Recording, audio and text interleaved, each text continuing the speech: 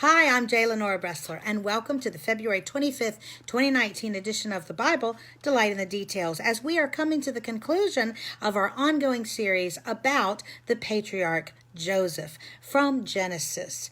In chapter 45, 44 and 45 actually, we see the culmination of years of a backstory. Joseph has been put in charge, second in charge behind Pharaoh.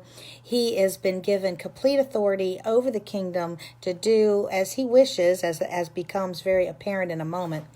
And he has overseen the storing of grain during the 7 good years of the harvest, and now we're 2 years into the famine.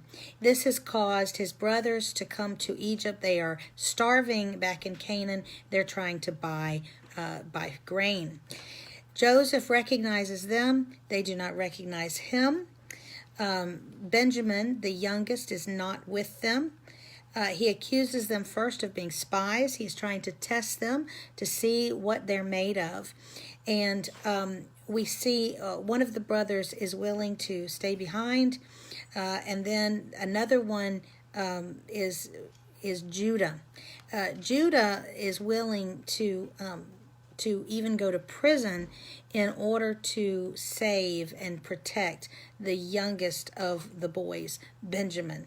Now, this is particularly important to Joseph, because Joseph knows that when he was deemed to be dead, his father would have very likely turned his favoritism to the only remaining child of his beloved wife, the now dead Rachel. And so he knew that Benjamin was sort of the pseudo or substitute Joseph, and he wanted to see how they would how the brothers would be treating him. Had they learned? Were they sorry for how they had treated him, and were they treating Benjamin, the substitute Joseph, better? When Judah, remember, Judah is the one who wanted to sell him into slavery. When it was Judah that volunteered to go to prison in favor of and to protect Benjamin, Joseph knew that these men's hearts had been changed. We're told that he had everyone sent out of his presence so that he could speak privately to his brothers, and yet he was so overcome with emotion that even through the walls the Egyptians could hear his sobs.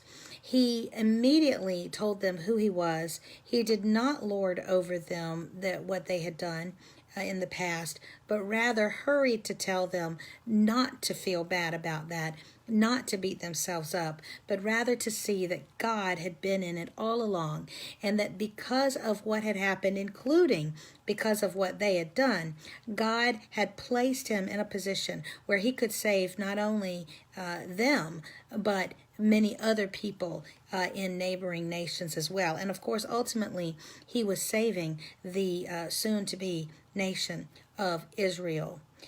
There are a couple interesting things here, and one is that when he explained to them who he was, and said that he told them, I'm Joseph, I'm the one you sold into slavery. Now, he wasn't doing that to make them feel bad. He was doing it simply to reassure them that he was indeed their brother, because no one else would have known that if he had not been the real thing. Also, in explaining to them what his authority was and how they should tell his father about his position, he used the word which is translated in most of your translations as ruler. It's the exact same word in the Hebrew as we saw earlier when he told them about his dreams years and years before. And the idea was he was going to be a ruler, and indeed he turned out to be just that. There's one last thing I want to say, and that is that, we all love reconciliations. We all love it when there's been some kind of breach between people, and then there is a healing, and we love, how many movies, how many pieces of great literature end with that kind of reconciliation. It's a beautiful thing. I want you to notice, however, something that I think may, for a lot of us, go under the, kind of under the radar. Joseph, by the time this reconciliation had happened with his brothers, had already been in great power in Egypt for 9 years. He was married, he had children, and he had been in a position of ultimate power for almost a decade. We know how great his power was also because without asking the Pharaoh, he told his brothers to come and live near him, and he was going to give them the land of Goshen. They could settle in the land of Goshen, which was one of the most fertile areas of ancient Egypt, right there near the Nile Delta, right there on the Mediterranean. Absolutely lush and very prominent land. The fact that Joseph could give that at a whim without even asking for permission shows you the power he had.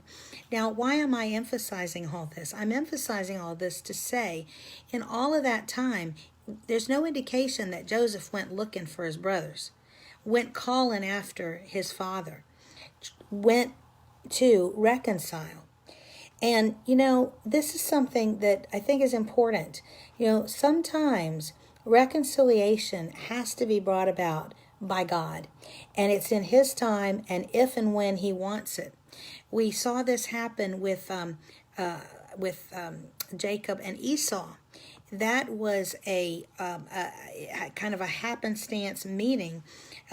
Yes, Jacob decided he wanted to reconcile, but so did, interestingly, at the same time, Esau was on his way, and it happened that they came together providentially.